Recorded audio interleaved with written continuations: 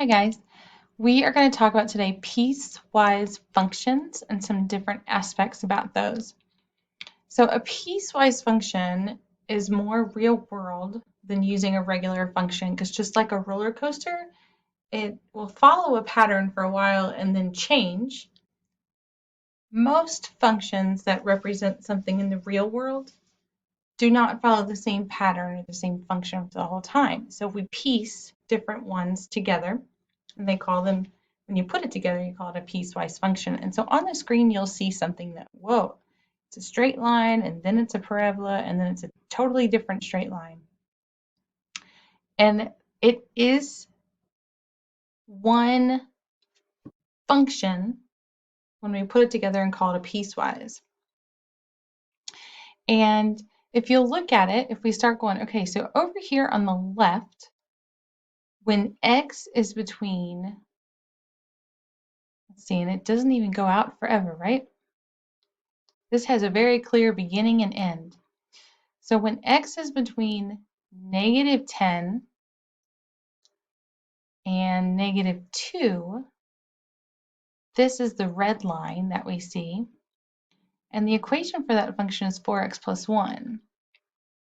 And this right here describes that that equation only works for this from -10 to -2.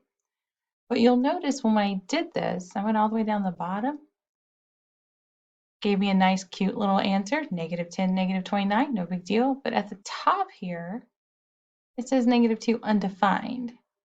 Now the reason it says it's undefined is because it says it is strictly less than. So it does not include the answer at x equals -2. But here it said it was or equal to. So it did work. It did include that answer.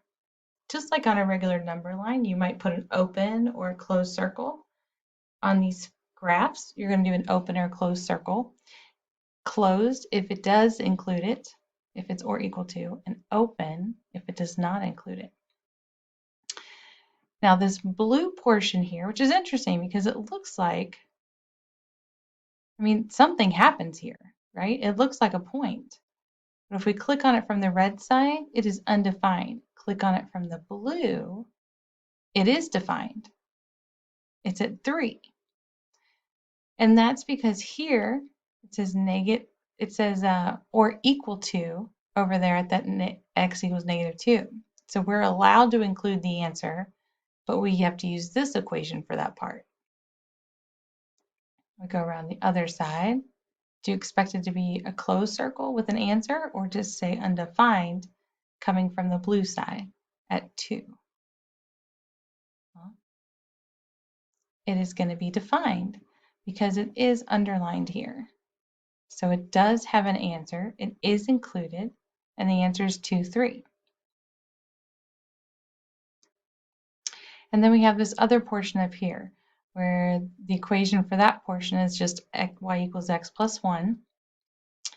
And let me go ahead and type the y equals so you feel the glory and you see the glory of the fact that it is an equation over there.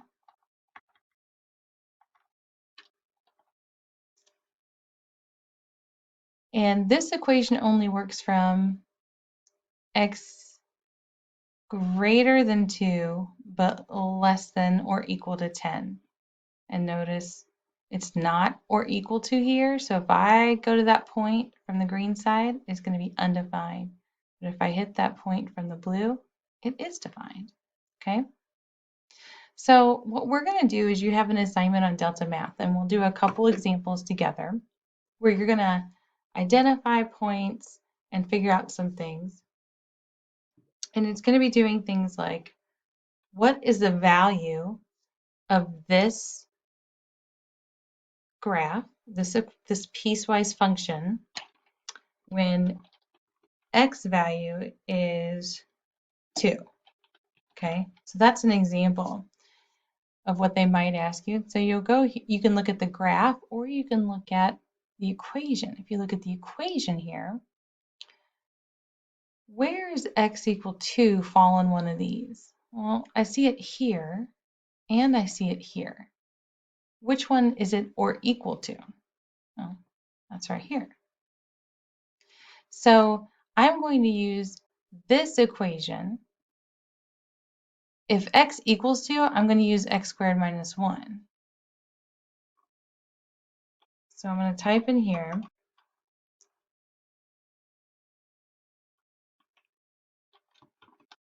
2 squared minus 1 because that's the equation I'm allowed to use when x is 2. That's the part I'm supposed to look at when x is 2. And so the answer there would be 2, 3. And we check it out, and it is 2, 3. Okay, so let's go over to Delta Math and try a couple of these real quick. These first ones are super easy. Find the value of f of negative 7. All right, so you're going to look at x equals negative 7, which is right here. And you're going to say, well, what's the value? What is the y value? Negative 5. Boom. Done. No biggie. Okay. What is the value of f of negative 2?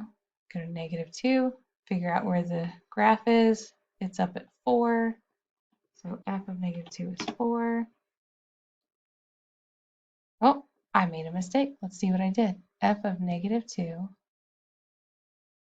looks like maybe it's actually up at 5. And I just looked at it wrong. I should have zoomed in. There we go. And then they show you, okay, so at negative 2, it is up here at 5. Okay, easy peasy. All right, let's look at the next section. Now it says evaluate the piecewise functions graphically.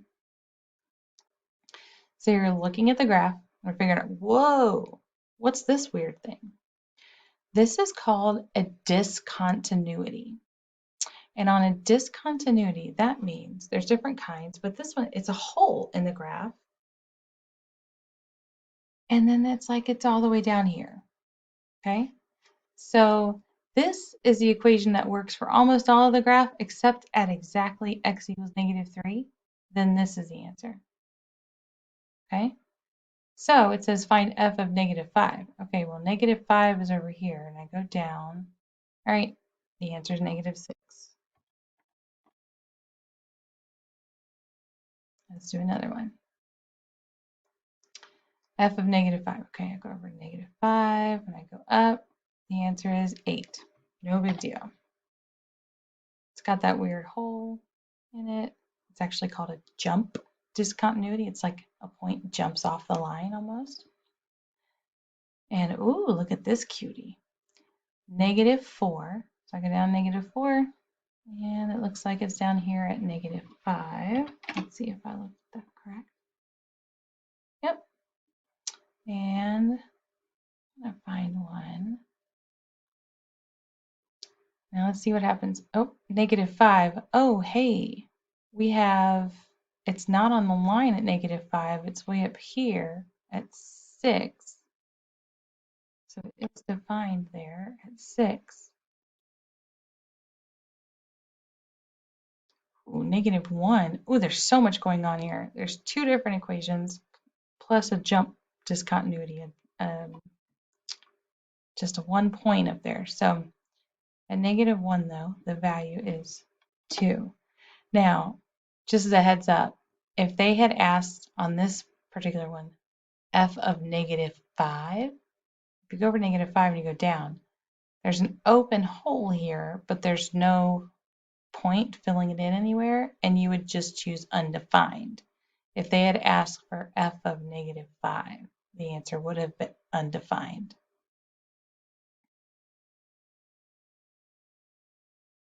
All right, let's go to the next skill, input versus output on a graph.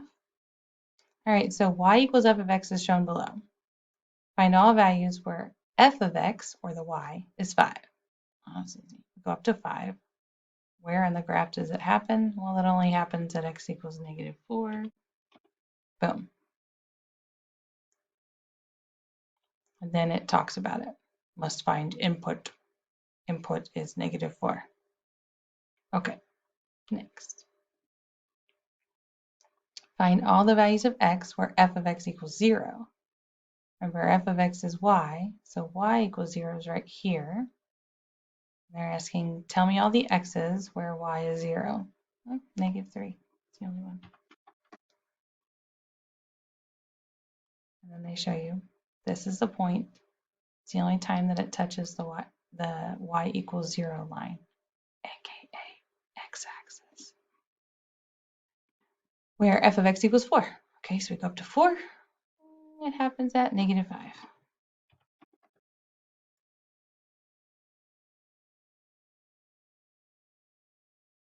Aha. Good. Now it's asking where f of x is 1. So look up here. Hey, this one actually does this twice. So I need to put 2 answers in at 3 and at 5. So I do 3. I'm just going to type a comma, and it's going to pop a whole other box in. Comma 5. And so it's saying at x equals 3 and at x equals 5. And it says, yep, you're right. It happens here and here.